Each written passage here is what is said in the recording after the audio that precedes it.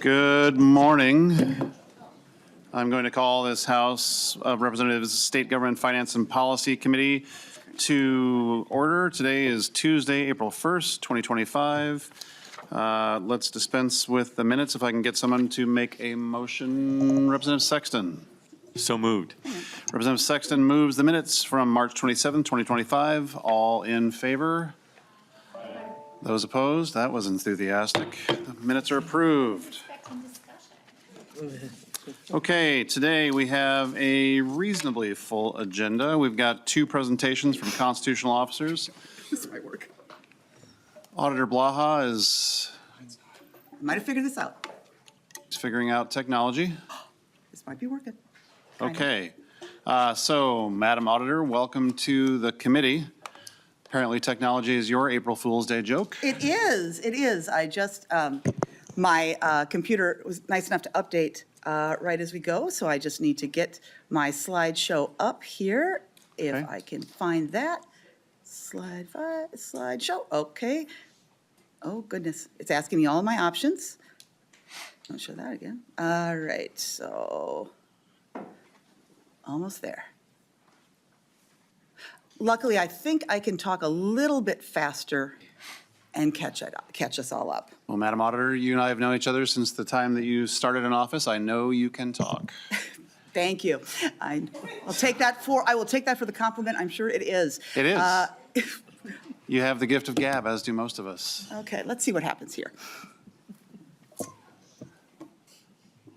It might be a little bit reduced today, All right, but I please think introduce it'll yourself for the still be rec- effective. Please introduce yourself for the record and proceed. Thank you, Chair Nash. Thank you, members of the committee. My name is Julie Blaha. I'm your state auditor. Excited to be here with you today. I am also joined by Matt Lindeman, who is our operations director for any specifics, particularly on our budget. So to start out, now I thought you'd be okay if I maybe dispense with a couple of things. We'll just very briefly talk about what we do. We'll talk a little bit about what we've done, and then we'll talk about what's coming up next. So as many of you know, our main role is fiscal oversight. We oversee about $40 billion in local government activity. And then we have now, in the last couple of years, we have picked up the statewide single audit. So it's the audit of the federal funds at a certain level that go through state government. And it used to be done by the legislative auditor, and they, I think, looked at both capacity and focus and decided to move that off. We do a lot of single audits, so it's kind of our thing. So it was really exciting to be able to pick that up. And that deadline, by the way, was yesterday, and we made it. So thanks to all the people at the, and all the state agencies that helped us make sure we hit that deadline. All right, basically, what we do in our office, to sum it up, is basically three things. We have examinations like audits, legal compliance, and investigations. We do analysis, including collecting data, reports. We have comparison tools. We are now, of course, adding dashboards where you can check your compliance level. We also provide basic training, accounting tools. CTOS might be something you're familiar with. And then we also do a lot of one-on-one support as well, and have seen quite an increase in that lately, particularly with the shortages. If you're okay, we're going to skip over all of these divisions and kind of get right into our budget. Let's get right to the budget. And so, Mr. Chair, if it's your pleasure, I'd like to turn it over to Matt Lindeman. Thank you very much. Please introduce yourself for the record and proceed. My name's Matt Lindeman. I'm the Finance Director for the Office of the State Auditor. So if you take a quick look at the OSA's budget, it shows that approximately 85% of the OSA's budget is dedicated to paying staff salaries and benefits.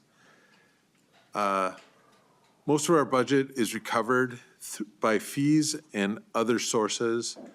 Audit fees are based on actual costs of conducting those audits. The OSA budget is less than 5%, is less than 0.05% of the state's budget. So from there, we're just gonna move on into our budget requests. Well, before we do that, just want to talk a little bit about I'm sorry, Mr. Chair. Madam Auditor. Thank you. About kind of what we've done since the last time we talked. I do want to thank you all for, in the last session, we were able to make some significant improvements due to the work that you all did. So what we have done in, we had 4 changes to our budget.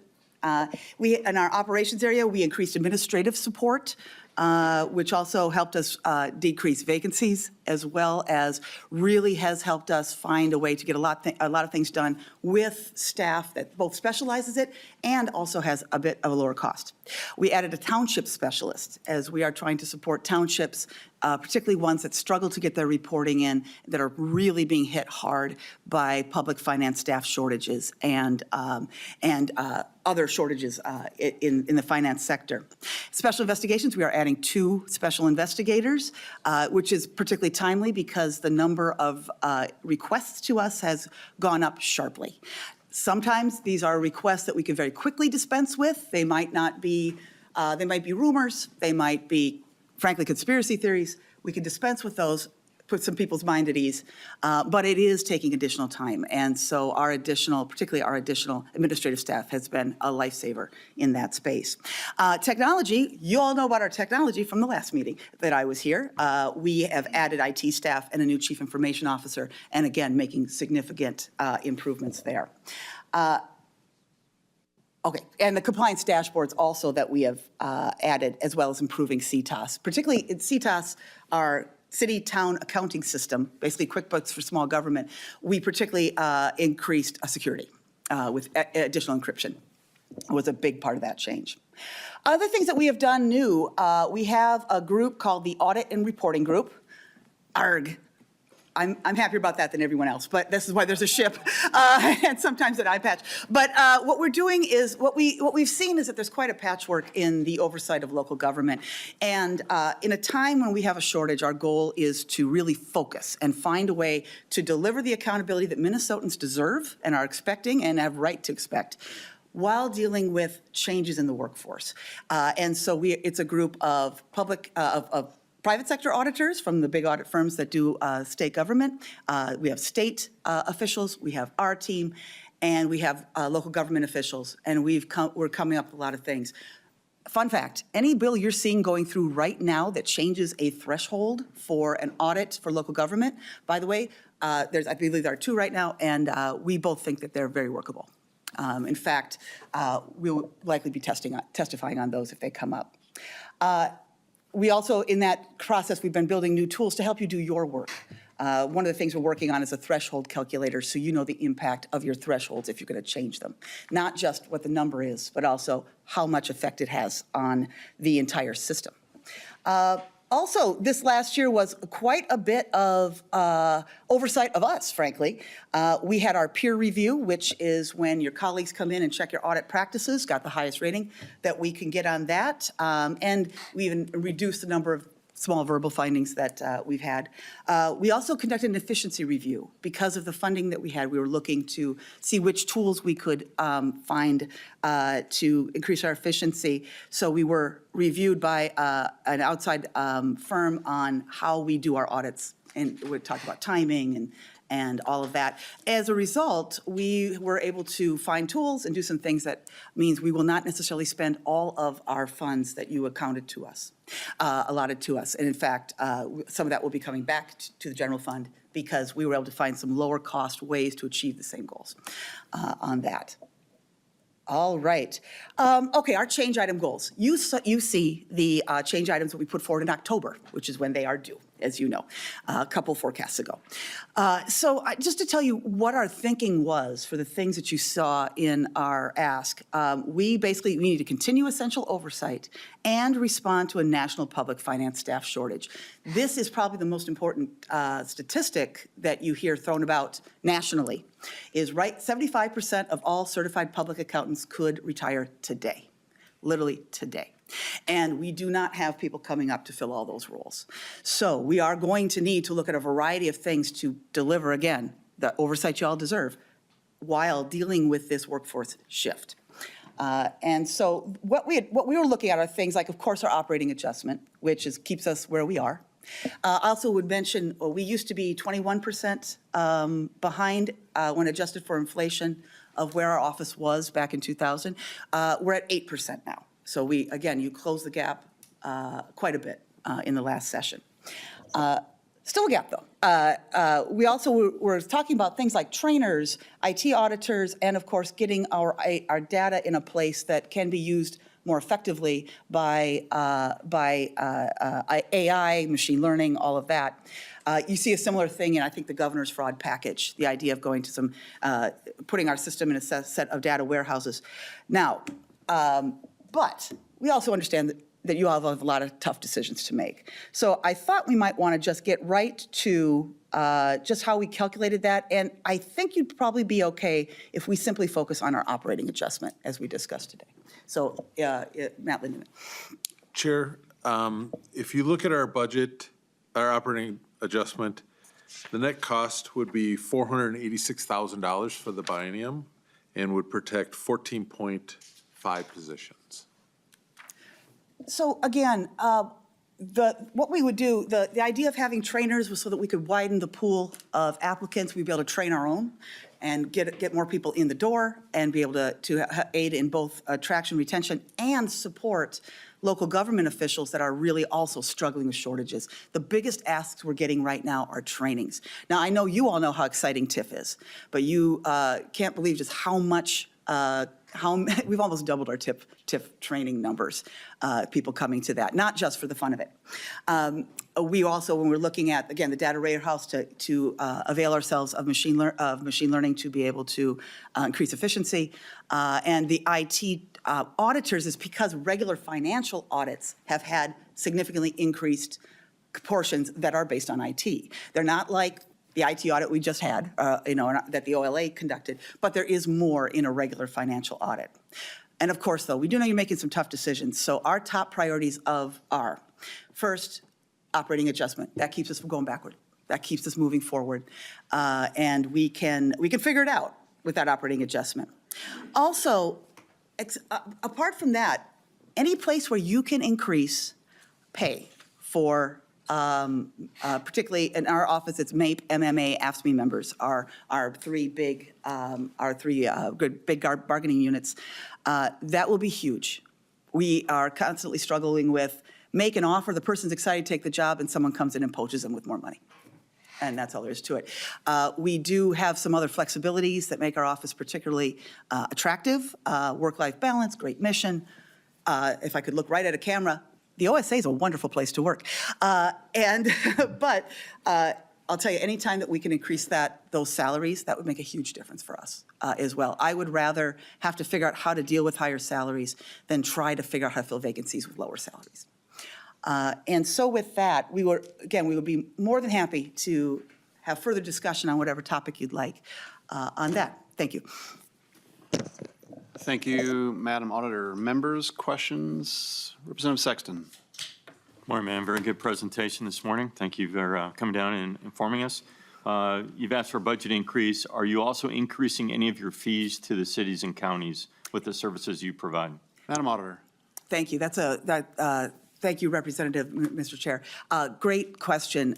We have not had to increase fees for 3 years, I believe it was. However, with increased pay, it will need to be increased. And so that's primarily driven by salaries. And we don't have the option to set it in a way that we appreciate. We have to set it exactly based on what the cost is, and that is also then audited by Minnesota Management and Budget.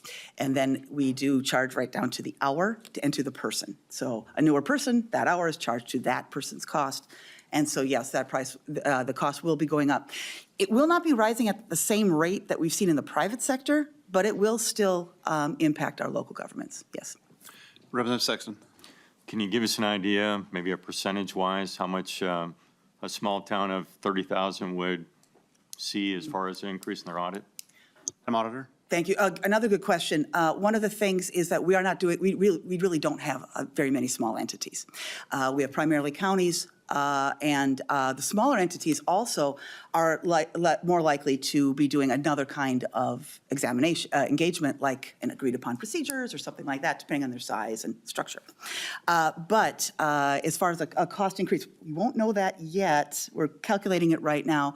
But again, not as high as in the private sector, but still, I think it will be something they'll notice. A couple thousand, what do you think? Yeah, and also, though, we are also, that's one of the reasons, too, we're working so hard on efficiency. We'd love to be able to drop the number of hours we need, not only just to get more done, but also to keep costs down as well. We've seen, for instance, a pretty good drop in hours for the statewide single audit, simply because we're getting better at it. Representative Sexton, anything further?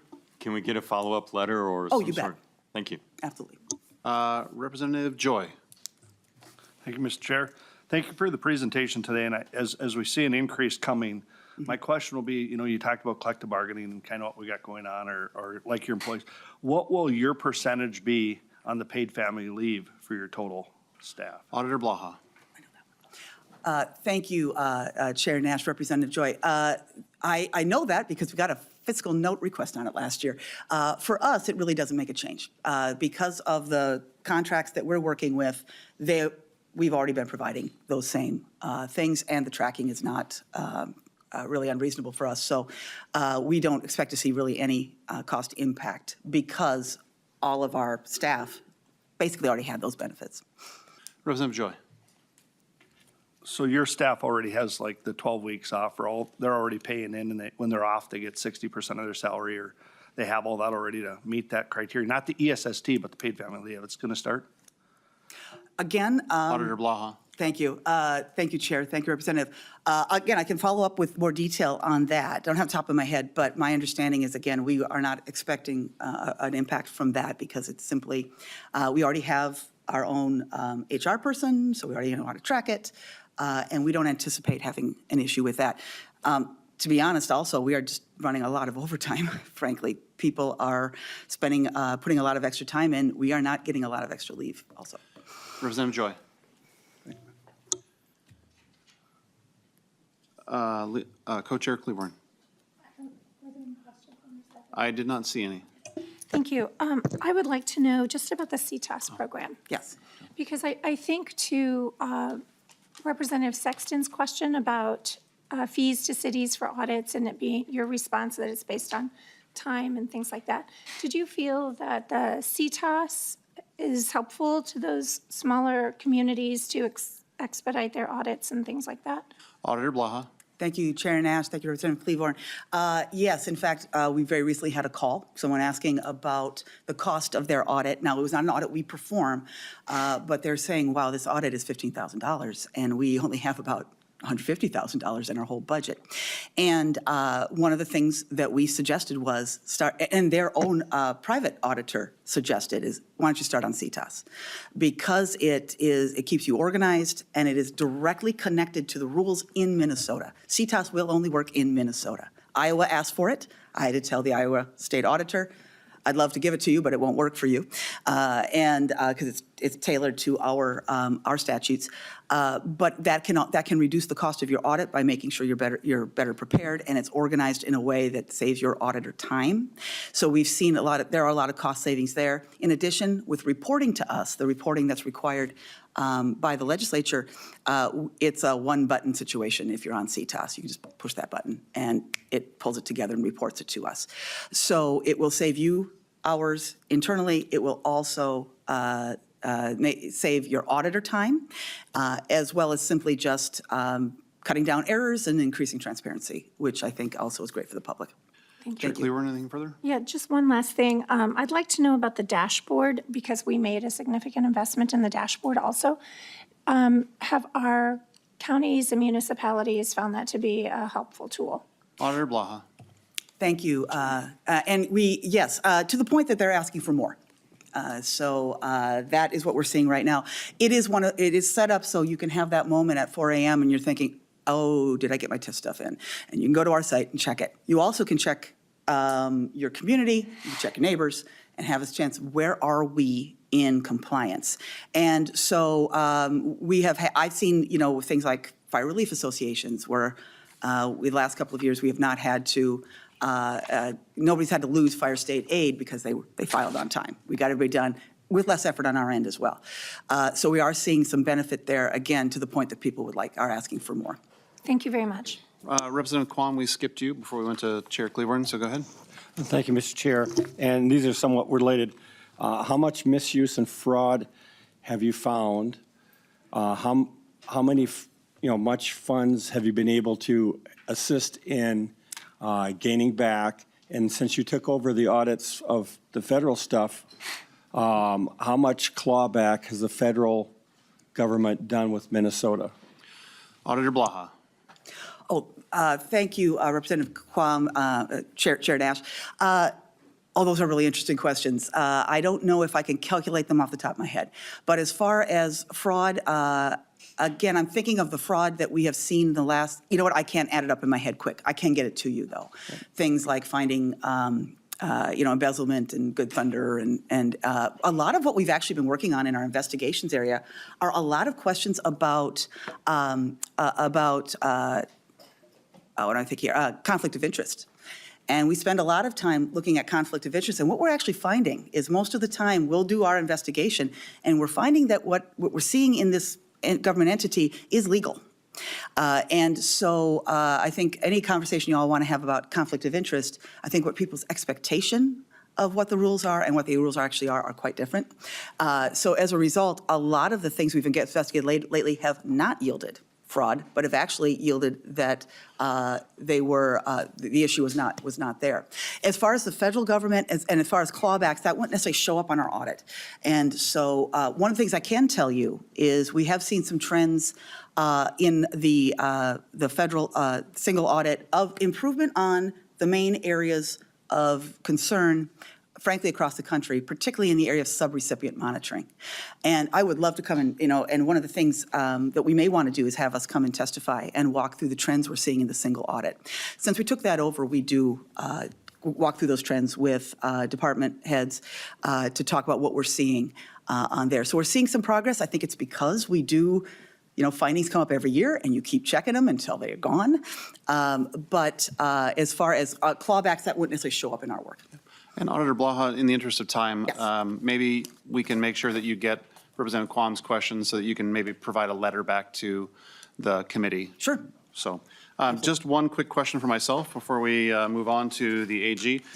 I think we had asked at one time how many open job recs that you have. Just wanted to get an update on where that was as of today. Thank you, Chair Nash. As of today, let's see here. Well, we just had to we have to repost for the investigators. They got higher offers, and so they were excited until they saw more money somewhere else. And so we're reposting that. Of the new positions, that's all that is open at this point. We just had a retirement. We just brought on some people. I'd have to give you an update as of today. If you would. It's improved since our letter, but we still have ways to go. Very good. Thank you, Madam Auditor, because as we move forward, we have to look at all the things that are going to be in or not in the finance bill. So if you could, copy Chair Klevorn and I on an email and maybe our respective staff so that we can have that knowledge as we move forward. Certainly. If you had a brief closing statement, that would be great. Thank you, Chair Nash. Again, I really appreciate the work that you're doing. And again, if you want any more information, I'm so excited to nerd out with you on this issue. I'd be happy to come in and have a long conversation about all of our audits. Thank you. Thank you very much. Next on the agenda, we have Attorney General Ellison, if he would make his way to the testifiers table with staff.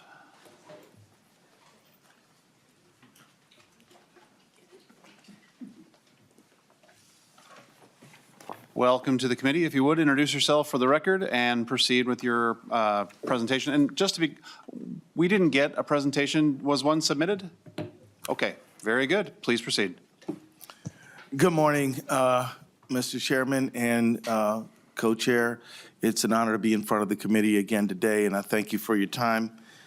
Let me just dive right into it.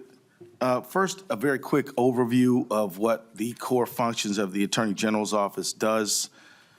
First, the Attorney General represents more than 100 state agencies, boards, and commissions in litigation and in other legal matters. Second, the Attorney General plays an important role in criminal prosecution, both in supporting county attorneys with criminal prosecution and appeals on their request, and in sharing original jurisdiction over Medicaid fraud. Third, the Attorney General serves on several state boards, including the Executive Committee, the State Board of Investment, and the Board of Pardons. And fourth, and finally, the Attorney General is the chief enforcer of Minnesota's consumer protection, antitrust, and charities laws. We have about over 400 talented employees. About 40% of them are attorneys. The remainder are legal assistants, investigators, mediators, and financial analysts that support our staff. All of us working together to fulfill the charge of the office per the Constitution and state statutes. Our general fund budget is approximately $40 million per fiscal year, with about 82% of that going to compensation and salary for workers.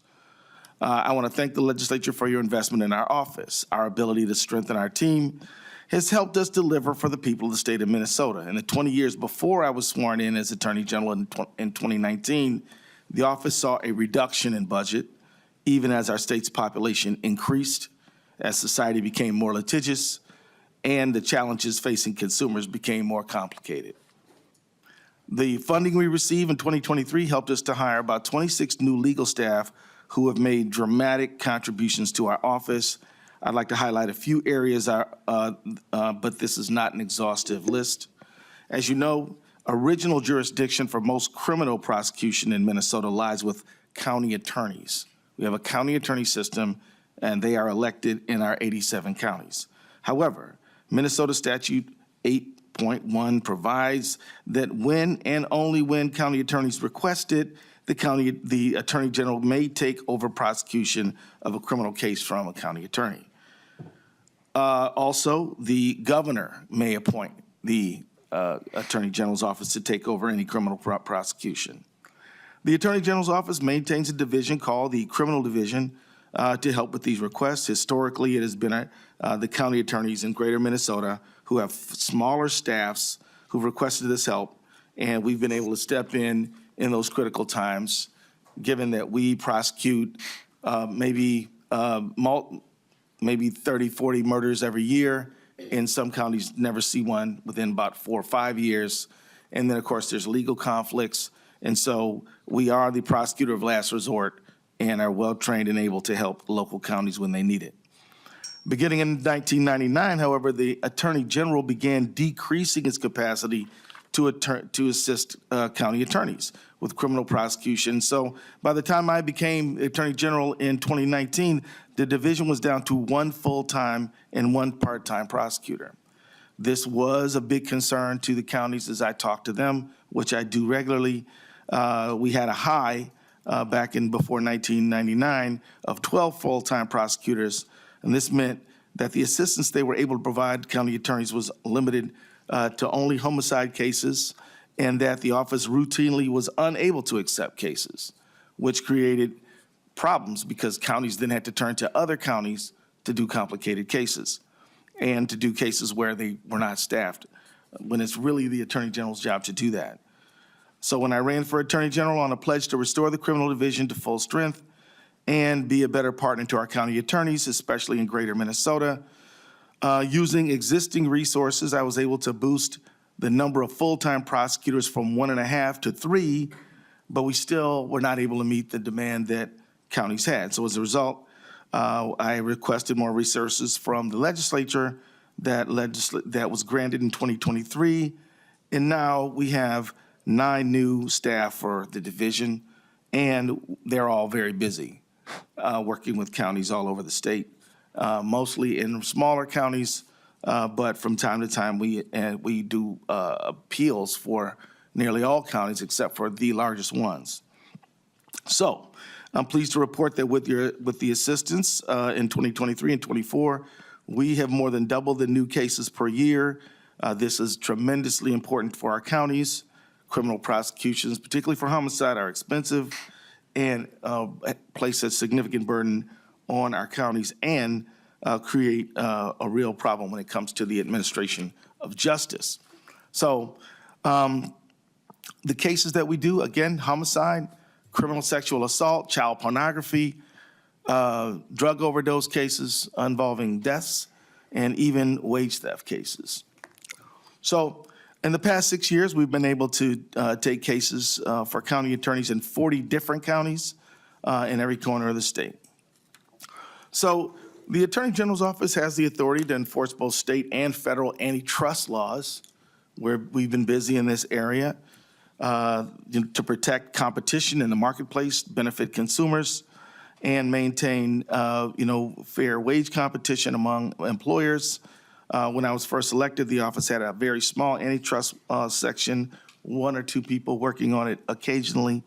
The legislature has allowed us to increase to 2 additional antitrust attorneys, and it has increased our division. We made it into a division, and now we've increased the size of the office so that we can take on some of the most challenging mergers, acquisitions, and anti-competitive transactions in our state. Examples of the work includes things like a lawsuit against John Deere. My office, along with the Illinois AG and the Federal Trade Commission, sued John Deere over its unfair practices that have driven up equipment costs to repair and farmers in Minnesota and around the country. The lawsuit alleges that for decades, Deere's unlawful practices have limited the ability of farmers and independent repair providers to repair Deere equipment. And of course, Deere has a substantial and dominant position in the market. And so we're pursuing that. We also created a wage theft unit, which has been able to return about $2 million back to workers whose wages have been stolen from them. We also have, an example of the work has to do with Evergreen Acres, a dairy farm that stole over $3 million of wages from their workers and had workers living in abysmal conditions. We sued, won back significant pay, and restored adequate living conditions for the workers who work there. Contributing to the state, I'd like to talk about what we do for the state in terms of financial sustenance. Our office's mission is to help Minnesotans afford their lives and live with dignity, safety, and respect. Over the past 6 years, we've protected the state of Minnesota and its many residents from harm. In that time, we've contributed $2.1 billion to the bottom line of our state and to Minnesota households. This number far exceeds the legislature's total appropriation to the Attorney General's office over that time. Over the past 4 years, the office has returned $40 million to the state's general fund in the form of revenue and deposits from undispersed restitution funds. The office has further contributed significant amounts to dedicated funds. For example, we have reached a total of $565 million in settlements with opioid companies. $183 million of that amount has already been received. My office has also won an additional $81 million for the state's tobacco fund, and recent judgment that the state may be owed up to $58 million more, plus interest, by successfully litigating against tobacco companies for not paying the state the full amounts they agreed under Minnesota's historic 1999 tobacco settlement. We won more than $60 million for the state in our settlement with Juul and Altria over their deceptive marketing of cigarettes to youth. This was the largest per capita settlement of any of the states who sued Juul. The amounts I just mentioned are dollars that we've contributed to the state. We've also contributed significantly to the bottom line of Minnesota households. This has taken many forms, but the highlights include $1.5 billion in utility costs that electric and natural gas consumers save because of the intervention and advocacy of the Residential Utilities Division of the Attorney General's Office. This work we do pursuant to Minnesota Statutes 8.33, along with our representation of the Department of Commerce in these matters. We've turned more than $85 million in restitution and debt relief that the office has won for Minnesotans victimized by student loan scams. Our office, our Consumer Action Division, has returned $51 million directly to Minnesotans' pockets over the last 6 years by helping consumers informally mediate and resolve thousands of complaints that we receive from the public every year. We've received about 65,000 calls per year, and we respond to all of them for the people of the state of Minnesota. I'm very proud of this work. The investment from the legislature has been a big part of that. We're grateful to you. And that's why for the last several years, the Minnesota Attorney General's Office is the only Attorney General's office in the United States to receive multiple USA Today Top Workplace Awards. We have a high degree of morale because people are mission-driven and work hard every day. Let me just say, in the spirit of openness, that we look forward to talking with you one-on-one or as a group, as you choose. Thank you. My associate, Laura Sales, is here to help me answer any questions. And of course, we'd be more than happy to respond if we don't have the answers right here.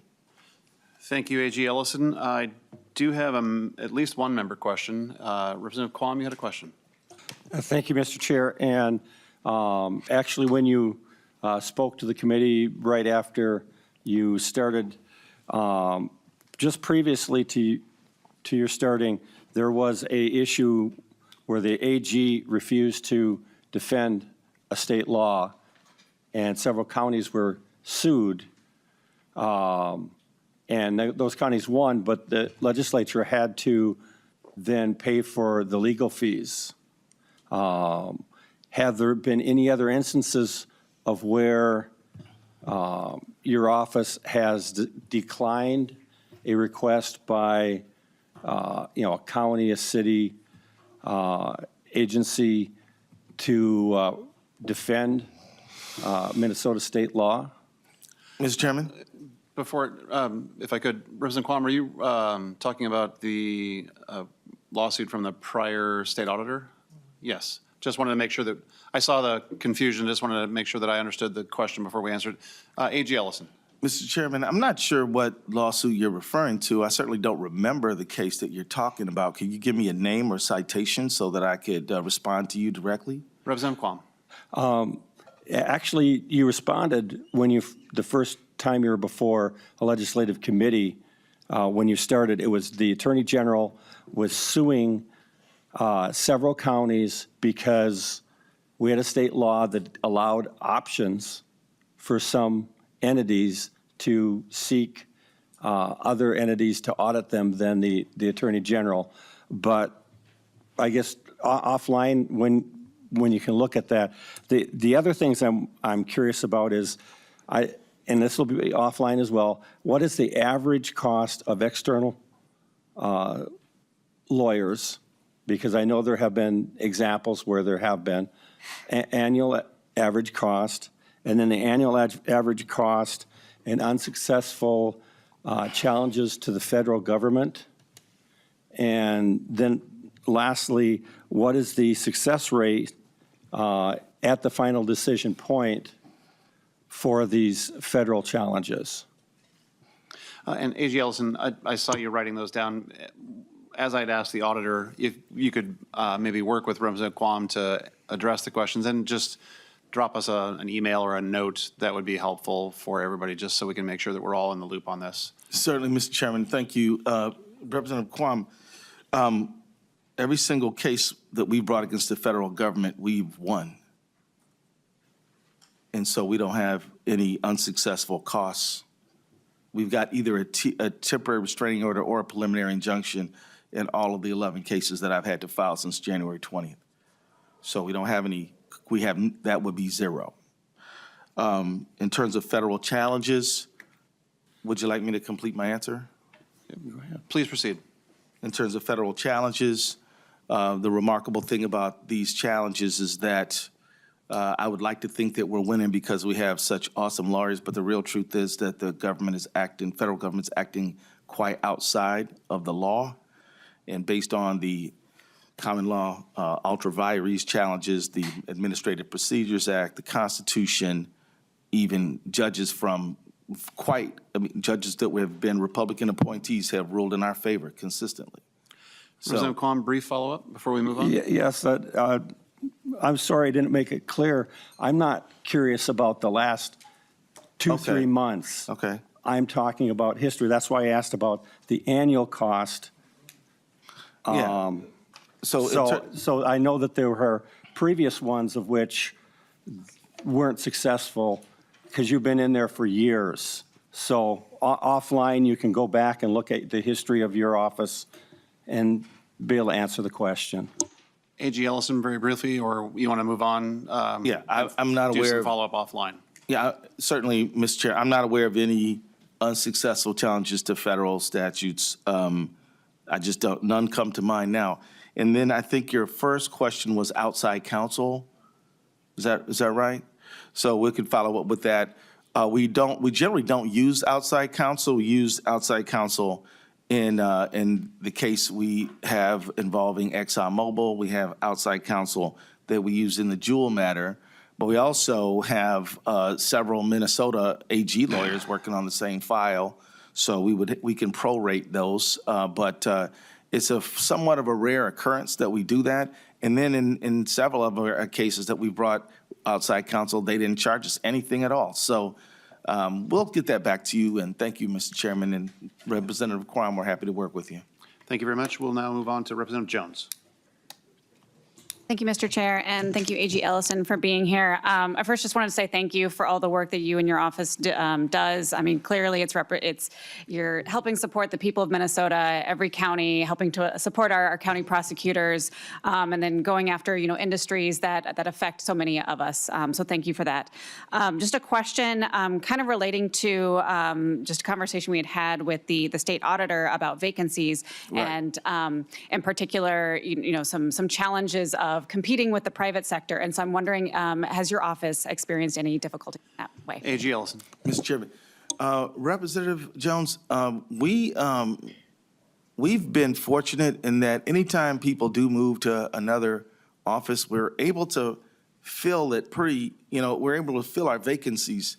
But the truth is often at this tremendous sacrifice to the people who are taking the jobs. I mean, people sometimes have accepted jobs from us at a reduction of pay, and that means that they might come in, but then, it's hard to keep them once the demands of family, we don't want our lawyers to take a vow of poverty, because they want to serve the public interest. We'd like them to be able to get at least as well compensated as they would at Hennepin or Ramsey County.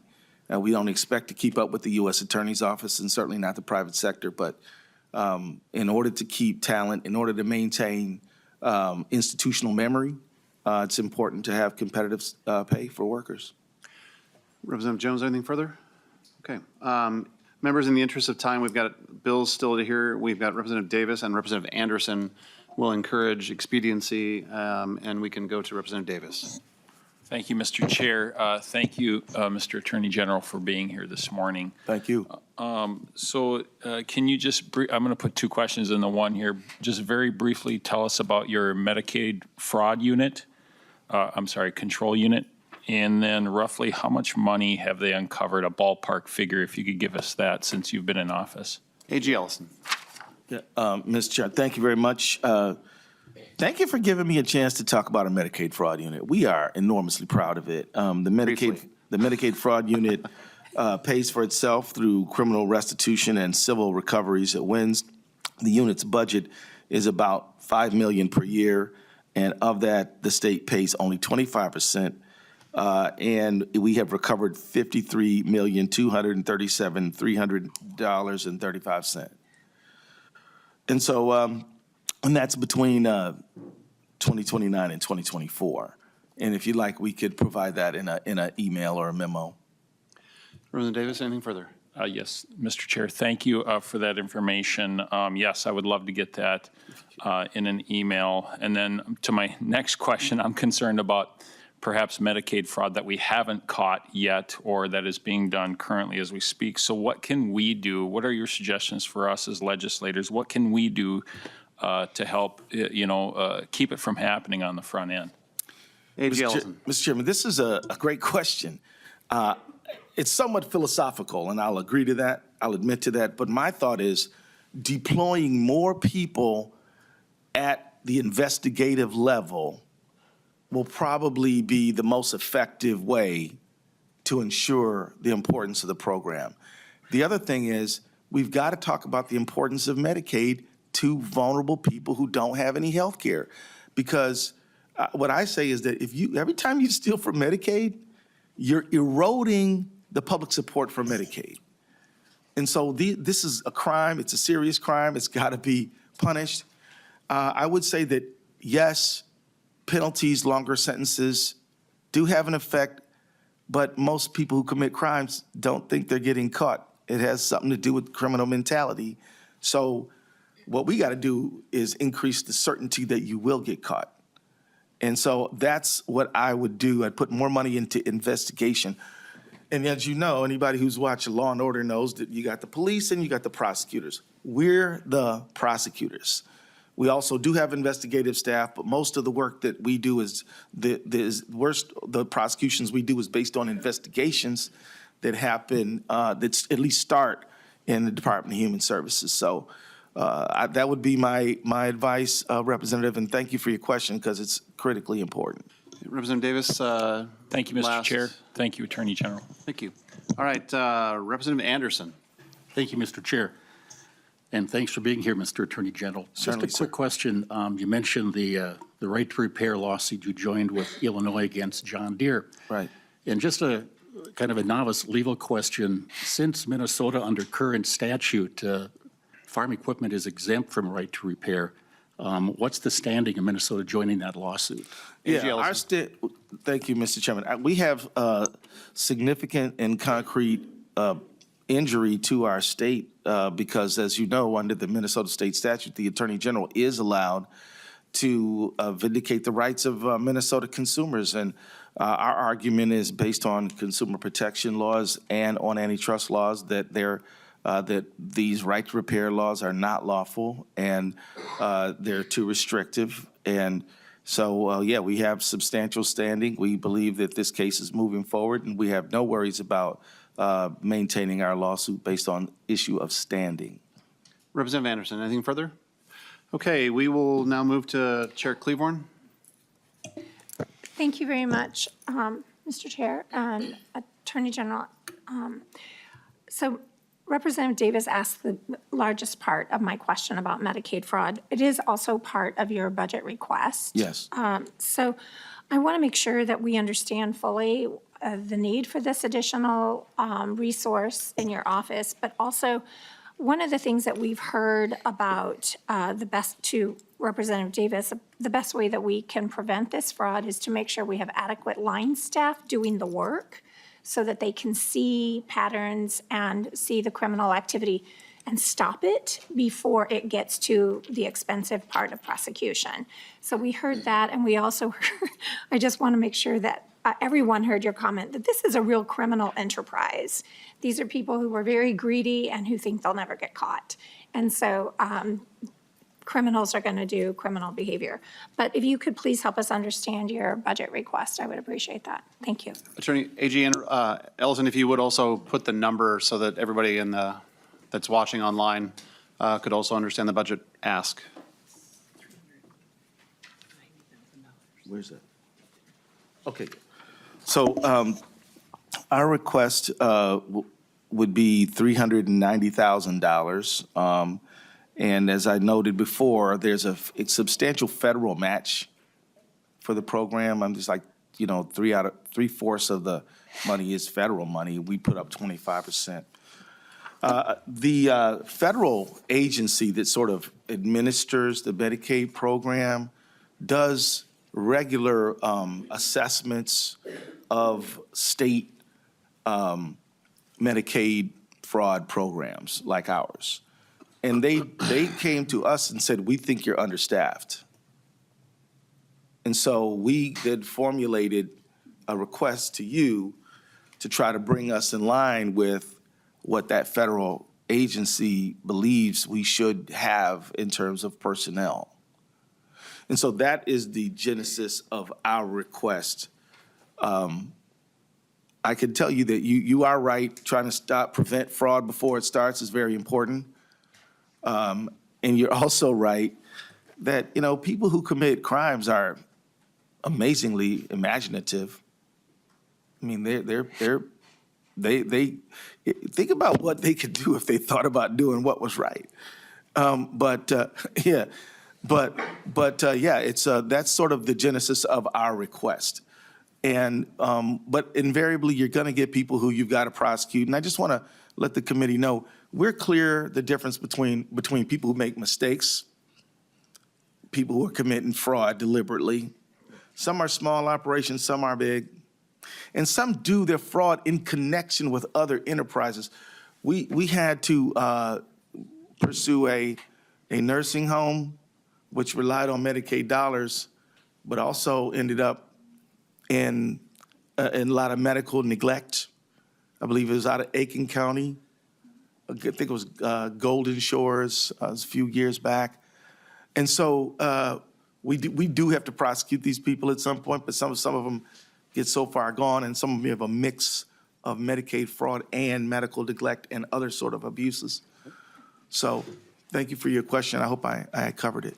Thank you, A.G. Ellison. Chair Klevorn, anything? Mr. Chair? Oh, yep. By all means, please introduce yourself for the record and proceed. Hi, I'm Laura Sales. I'm the Director of Government Relations. I was just going to add that the request is for 9 staff, which would be 1 attorney and 7 investigators, and then 1 support staff to help with that new work. Thank you very much. But, Mr. Chairman, you're only going to pay for a few of them. Correct. That's the 390. Yeah. And Mr. And Chair. Chair Klevorn. Yeah, that was my point, that this is a really good bang for our buck, so to speak, because 75% of that expense would be paid by our federal tax dollars, bringing those home to work for our citizens. Is that correct? Thank you, Representative. A.G. Ellison, thanks for being here this morning. I'm sure as Chair Klevorn and I begin to build our finance bill, we'll be talking with you more as we proceed. So thank you for your time this morning. Thank you, Mr. Chairman. And just may I say that if anybody wants to talk offline or get a follow-up, I'm more than happy to do it. Thank you, Mr. Chairman. Thank you so much. Next on deck, we have House File 627. Chair Torkelson. And even though you are an ex officio on this committee, I will still move your bill to come before the House, and we will be, our committee, and we'll be laying House File 627 over. Chair Torkelson, to your bill. Thank you, Mr. Chair, and thank you for hearing File 627 this morning. It actually is a simple little bill. Just I've heard. Puts into statute that a lead of a committee can request a fiscal note similar to the fashion that a committee chair can request a fiscal note. Members, I will say, having been both chair and lead, that having the access for leads to be able to request fiscal notes is quite helpful. I will move on to member questions. That many. Chair Klevorn, any words? Thank you. I appreciate this, and I always think that policy should be driven without regard to who's in control of the speakership at this moment in the House. And if I were in this position of serving as minority, I might be thinking about this as well. But do you have any idea how many extra fiscal notes this will be? Representative Torkelson. No, I don't have an estimate. Thank you. Okay. Chair Klevorn.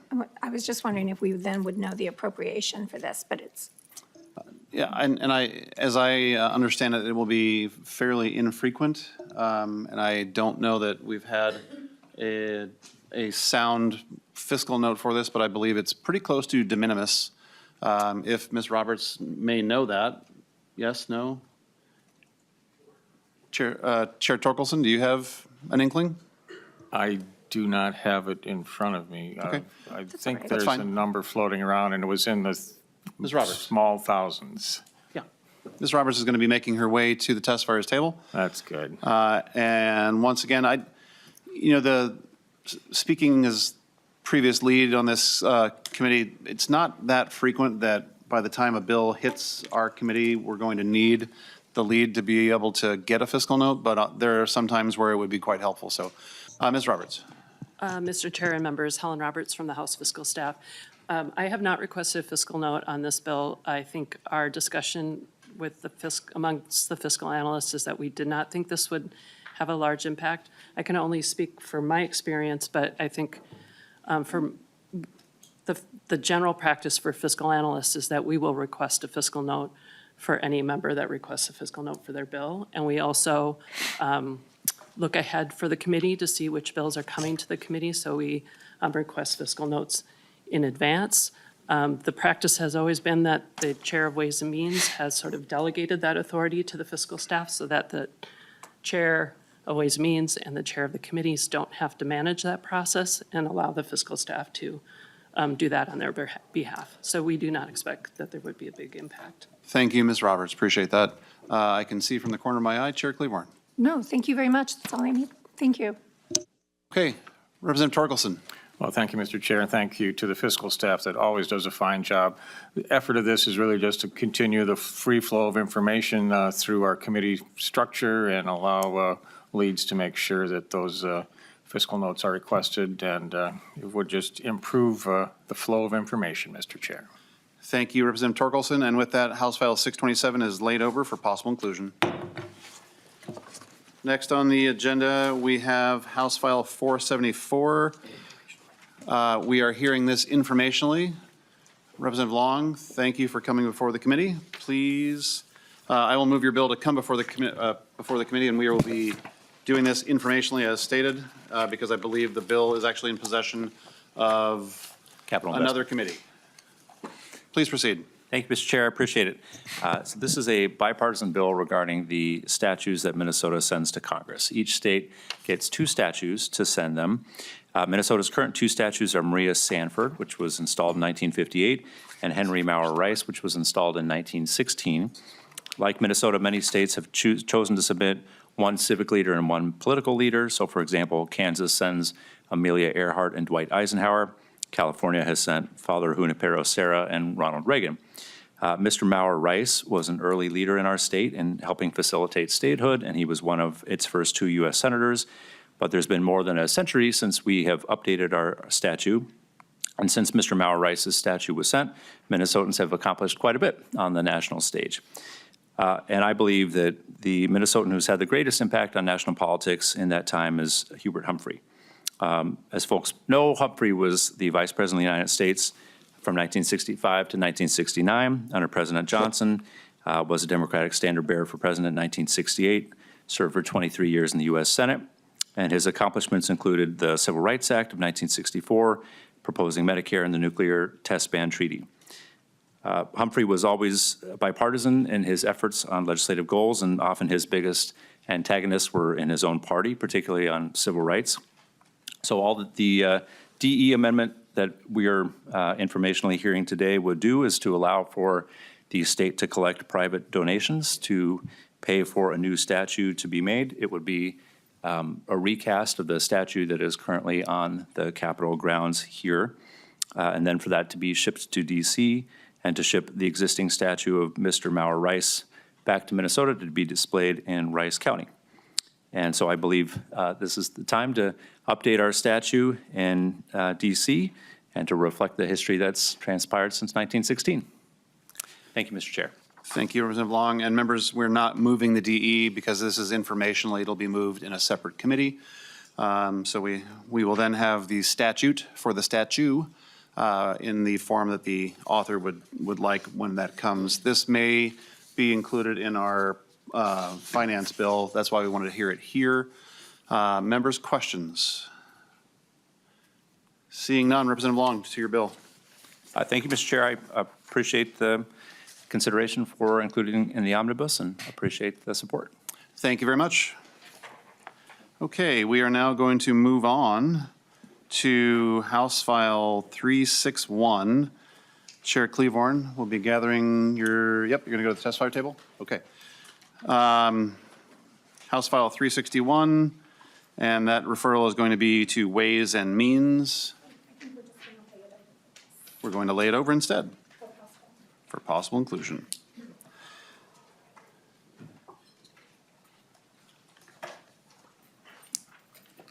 Chair Klevorn, if you'd like to move your bill. Thank you very much, Mr. Chair. And the reason I've changed the House File 361 is intended to be a vehicle bill that will go to Ways and Means. The reason I'm laying it over today is because there is still discussion about what the actual contents of this bill should be. So I'm going to present it in the form that we are thinking about at this moment. There is a DE1. But then I would like to work with Chair Nash and Representative Schultz to make sure that the bill is in the form that we need it to actually be in before we move it out. Chair Klevorn moves the DE1 to put the bill in the form that you would like. Members, any questions? All in favor? Aye. Opposed? The DE1 is adopted. Please proceed to your bill as amended. Thank you very much. This bill is about the capital improvements on the Capitol Mall. And in 2023, we passed legislation that had a termination date of December 31st of last year. Some of the work has not yet been completed. And so this bill, as it is amended, would allow us to specifically do the items that have not been completed and to appropriate the money for that work. So it would be $350,000 to complete the Tribal Plaza, which would include purchasing of the pavers, installing the plants at the bases of the flagpoles, and installing trees north of the flags, and putting signage out to explain each of the flags. And then you'll see in the second section, there's $350,000 for additional trees for the complex mall, benches along the central corridor of the upper mall and along Aurora Plaza, and then wayfinding, which means signage, so that when people come to the Capitol, they can actually find their way around the Capitol. And this would be a one-time appropriation that would expire in 2027. So that's what the DE actually does, and I would prefer to get more agreement with Representative Schultz and with Chair Nash before moving the bill. All right, members, to the bill as amended. Questions?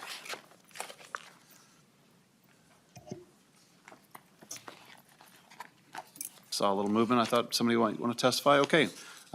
Seeing no questions, Chair Klevorn. I would just ask that we lay this bill over at this moment for possible inclusion. All right, with that, House File 361 is laid over. Okay, we will now move on to a walkthrough of House File 1837. Okay. Chair Klevorn. Thank you very much, Chair Nash. What I would like to do is just kind of let the committee members, so I would move the DE2, please. The chair moves the DE2. And then I would just kind of like to go through it quickly if Mr. Sullivan would come forward. I'm going to just say what the bills are that we've included in a mutual agreement with Chair Nash, and then ask Mr. Sullivan to walk through the bill as it's actually written. So, Chair Klevorn. thank you very much, Mr. Chair. Representative Davis, House File 2, includes Section 2, 5, and 6. There was a little bit of modification of the language. We have included Representative Robbins' bill 23 as it was amended on the House floor. This has to do with modifying whistleblower protections. We've included Representative Quam's House File 289 as amended on the floor, which is the SAVI program, which I understand was his very first piece of legislation.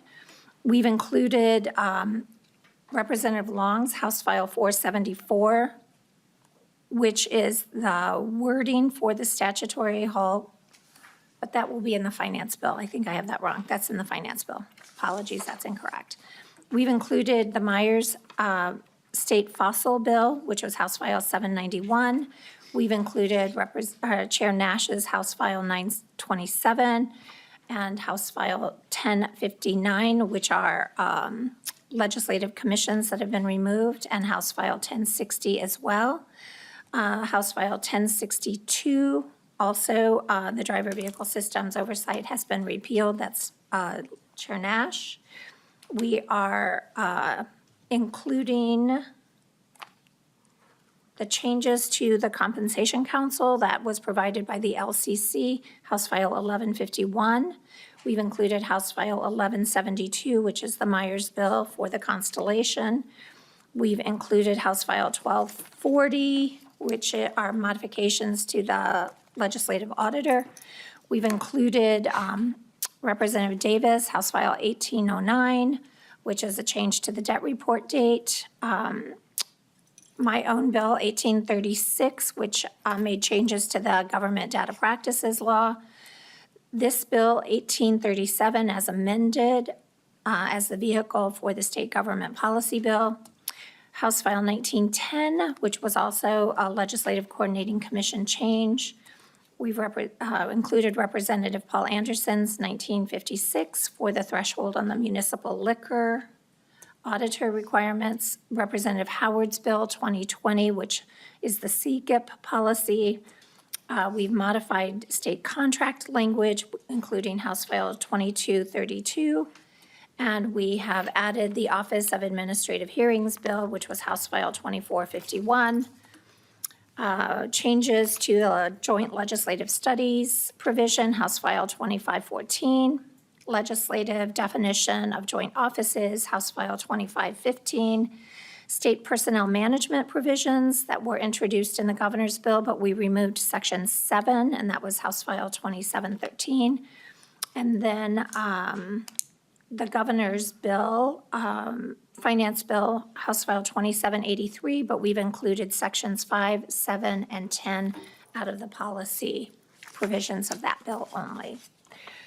And that is to let the committee know what's in here, and then to Thank Mr. you, Sullivan. Madam Chair. And Mr. Sullivan, if you'd like to walk through the changes as detail as needed, please do so. Yeah, Mr. Chair and members, I'll be walking through the amendment. It's coded in the top right corner, H 1837DE2. Chair Klevorn just gave a list of the bills that are included, and you've all seen the language previously, so I won't spend much time on each section. I'll just note which bills they tie back to. I will, however, spend a little time identifying the changes that Chair Klevorn mentioned as we go through the amendment. So starting on page 1, section 1, state fossil, this is Representative Myers, House File 791. Section 2, designating state constellation, is also Representative Myers, House File 1172. Chair Klevorn mentioned the requests by the LCC that are incorporated. The first one is Section 3 on the bottom of page 1. It's from Chair Klevorn's House File 1910. Moving on then to page 2, Sections 4 and 5 are also LCC requested changes from Chair Klevorn's House File 2515 and 2514. Then beginning on the bottom of page 2, section 6, staff compensation. This is a series of sections requested by the Office of the Legislative Auditor in Representative Quam's House File 1240. Those continue through all of page 3 and onto the top of page 4. And then section 9, contracts on page 4. This is from Representative Klevorn's House File 2232. This was an amendment, an oral amendment adopted in committee to exempt the State Board of investment contracts from certain new prohibited contract provisions that we'll see later in the bill that were also included in House File 2232. Then section 10, procedure when data is not accurate or complete. This is from Chair Klevorn's House File 1836. Moving then to the bottom of page 5, section 11, data sharing. This is from Chair Klevorn's House File 2783 and allows state agencies to share non-public data when they suspect that fraud has been committed against public programs. Then beginning on page 6, about halfway down, section 12, this begins a series of sections from Chair Klevorn's House File 2451. These are changes requested by the Office of Administrative Hearings, which, if this language were enacted, would be renamed the Court of Administrative Hearings. Those sections continue through all of page 7 and all of page 8. Where agencies would now have the opportunity to request remand of an OAH finding in a contested case hearing. Then on page 9, at the top of that page, section 17, this is also from Chair Klevorn's House File 2783, the governor's finance bill, and it would allow state agencies to withhold payments to recipients of state funds when suspected fraud occurs. Then on the bottom of page 10, section 18, reporting alleged misuse of public resources or data. This is an expanded duty to report issues, suspected wrongdoing to the legislative auditor. It's also from Representative Quam's House File 1240. Then on top of page 11, section 9, this is from Vice Chair Davis's House File 2, organization charts posted, requiring agencies to, section 19, yeah. Requiring agencies to post their organization charts on their websites. The language previously in House File 2 said that agencies had to prominently post this information. The language was changed in this amendment on page 11.7 to say they must clearly post their org charts. Then section 20, Savvy Program, is Representative Quam's House File 289. Then continuing on to page 12, section 21, the bottom of that page, this is from Chair Nash's House File 1151. These are the changes to the Compensation Council, the timing of their recommendations for judicial salaries. And that continues on to page 13, section 22, the prohibition on ex parte communications. This language, as Chair Klevorn mentioned, is modified here in this DE. The new language is on 13.21 to 13.23. It provides that this prohibition does not apply to council members who are attorneys when they're communicating with an agency head, judge, or justice as necessary to represent their client. In the bottom of page 13, section 23 is also from Representative Quam's Savvy Bill, House File 289. Then on page 14, begins a series of sections that were from House File 1837, this bill as introduced and carried by Chair Klevorn. These are changes requested by the Department of Administration. Sections 24 and 25 on page 14, section 26 on page 15, section 27 on page 16, and then there are a couple of sections later, but on section 17, page 17, we switch back to Vice Chair Davis's House File 2, section 28, reporting of violations. This has to do with now a requirement that state employees report suspected violations of state grant-making laws or rules. Instead of reporting immediately as in House File 2 on 17.9, the report would need to be made promptly. And the report could be made to the employee's manager. So if they have a manager instead of a supervisor, that's who they could report to. And then there's a corresponding change on 17.12 to say if the employee reports to their supervisor, manager, or commissioner, then the person they report to needs to forward that information to the legislative auditor. Bottom of page 17, section 29, this is also from Vice Chair Davis's House File 2. Has to do with state grant agreements between the state and the grantee. There's a change on page 18 on 18.9. Vice Chair Davis's House File 2 required state grant agreements to require the grantee to clearly post certain information on their website. And now there's new language on 18.9 that would say, as determined by the commissioner, the grant agreements must require this information. So providing some discretion to the Commissioner of Administration.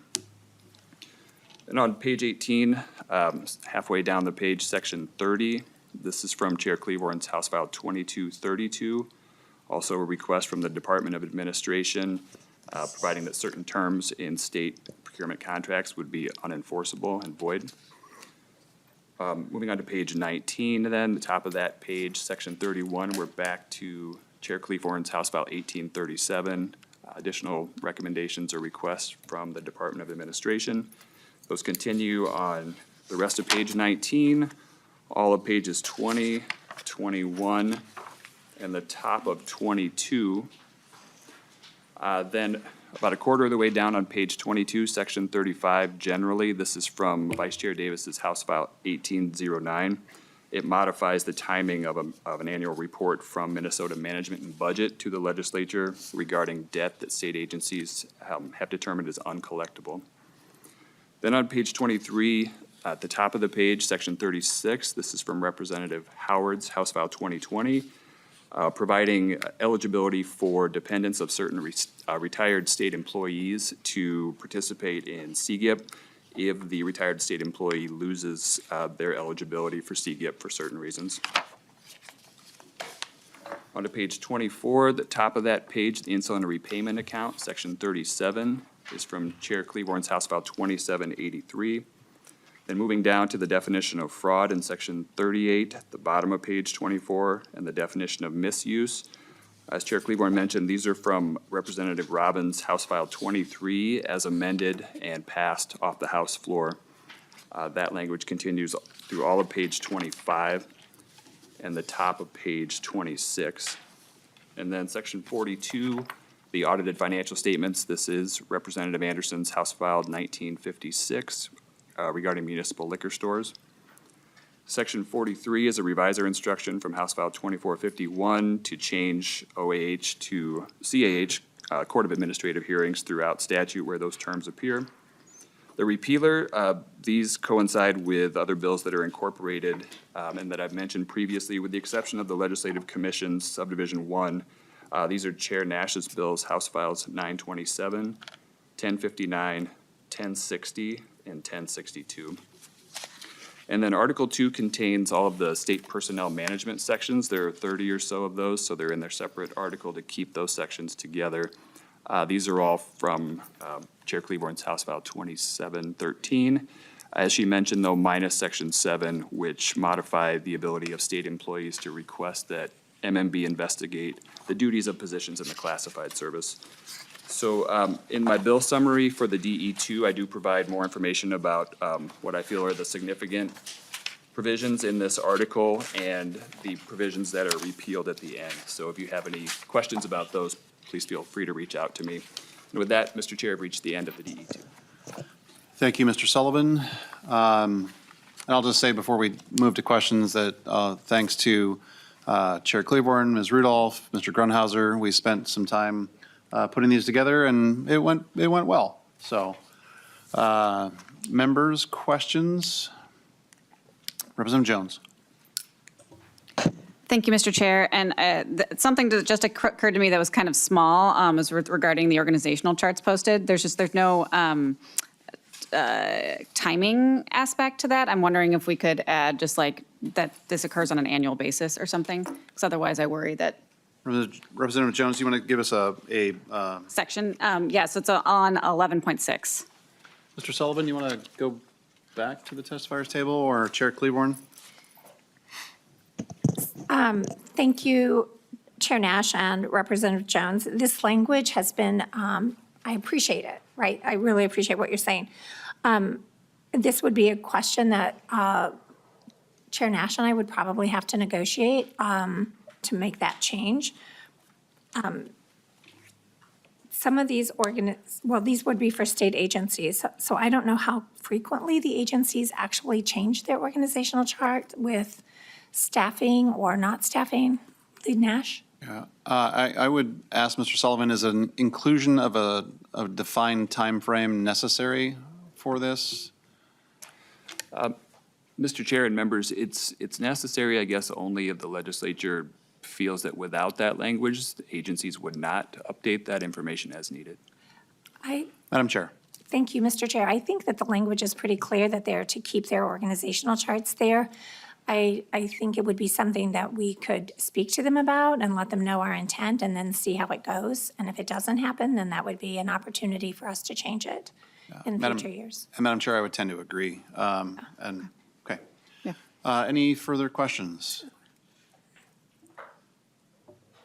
Once, twice. Okay. Chair Klevorn, if you'd like to speak to, oh, that's right, we have testifiers today. We do. I keep forgetting we have testifiers today and not, okay. And to the testifiers, we have a little bit of time, but not, let's not love the bill too much. So we have Deputy Commissioner Raytan is not here. Oh, she Oh, is. there she is. Sorry. I was looking for movement I didn't see behind the pillar. Please introduce yourself for the record and proceed. Thank you so much, Chair Nash and Chair Klevorn and committee members. For the record, I'm Britta Raytan, Deputy Commissioner at Minnesota Management and Budget. Thank you for the opportunity to provide very brief testimony on the committee's policy omnibus bill. We appreciate the inclusion of the provision allowing state agencies to withhold payments to a program participant where there is a credible allegation of fraud. This is an important piece of the governor's anti-fraud package that would provide the state with an important tool to safeguard public funds. So thank you for that. We also are appreciative of the inclusion of our proposals that modernize and update Chapter 43A language related to state personnel management. and to amend the deadline for the uncollectible debt report, which will allow MMB staff sufficient time with the data to compile the report. Thank you, and we look forward to working with you as this bill progresses, and that completes my testimony. Thank you very much. Next, we have Devin Bruce. Please introduce yourself for the record and proceed. Thank you, Mr. Chair and members. For the record, my name is Devin Bruce. I'm the Director of Legislative and Political Affairs for the Minnesota Association of Professional Employees, MAPE. To get to it, we would like to first express our support for the inclusions of Article 1, Sections 11, 17, and 18 that clarifies and strengthens the authority for data sharing provisions among agencies, as well as the clearer ability to withhold payments from folks who are under investigation for credible allegations of fraud. For our members who are overseeing these grants and part of the OIG's office, there's always been unclear authority under which they can withhold payments and are subject to lawsuit. So this provides a lot more comfort for that. We would also like to voice our strong support for the inclusion of the expanded whistleblower protections for unclassified state employees in Section 41 of Article 1, and specifically thank Representative Robbins, Representative Pinto, and everybody here who supported the bill as it passed off the floor. We did not get to express our thanks for that because it was added on the floor as an amendment. In the future, we hope to also expand some of these protections to our local government folks, but we see that there's not a broad agreement for that right now, and we're trying to address things at the state level. So we greatly appreciate the inclusion there. Two things that we want to highlight where we have several areas of concern that we've also raised with MMB is the policy language proposed by under Article 2, Sections 11 and 12, which expands the authority to make temporary and emergency appointments. With hundreds of our employees being laid off this week, it doesn't feel like the right time to be expanding the authority, not just for the number of days and time period, but also under which they can be appointed for those short terms. So we would express our strong opposition to those points, and we'd be happy to stand for any questions. Thank you. Members, questions? Okay, thank you, Mr. Bruce. Next, we will have Deputy Commissioner Christensen. Please introduce yourself for the record and proceed. Thank you, Mr. Chair and members. Stacey Christensen, Deputy Commissioner at the Department of Administration. I will be brief. Thank you to the chairs and members for hearing our policy proposals this session, including most of those on the bill before you today. The policy updates in House File 1837 will maintain federal conformity with the STAR program, better coordinate report dates, and generally update department statutes and provide for effective data sharing. Additionally, we encourage the committee to add admin's grants management proposals into the bill or the omnibus budget bill. As mentioned in earlier testimony, these changes to current law would strengthen grant administration, among other items, by expanding the suspension and debarment authority to include potential grantees who have engaged or been convicted in serious crimes. Finally, I want to emphasize the department takes its stewardship of public funds seriously and as reflected in earlier testimony, has processes to report and protect against fraud, including responsiveness to employee reports, which we believe are currently effectively coordinated within the OLA reporting process. Again, thank you for including many of our provisions, and I'm happy to answer questions. Members, questions for the Deputy Commissioner? Okay. Thank you very much. Chair Klevorn, if you would give next steps for the bill that we have before us after we've done our run through here. Thank you, Mr. Chair. And with the adoption of the DE2, please remind me, did we adopt the DE2?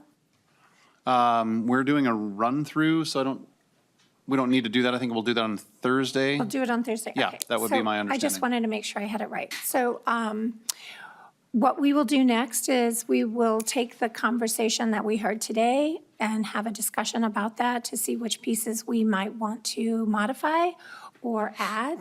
And then we will present the DE2 again on Thursday, and we will mark it up with any changes that we have decided as a committee to adopt and accept. And then from there, we would vote it onto the DE2, onto House File 1837, so that 1837 as amended would move out of committee as our policy bill to the floor. Thank you, Chair Klevorn. Members, any questions relative to the processes that we'll be taking on Thursday? Chatty bunch this morning. Okay. Thank you, Chair Klevorn. Once again, thanks to you and our staff members for putting this together. We're going to be putting the finance bill together, and hopefully that will go as well as this did. So, members, watch your inbox. Things will be moving quickly. And with that, we are adjourned.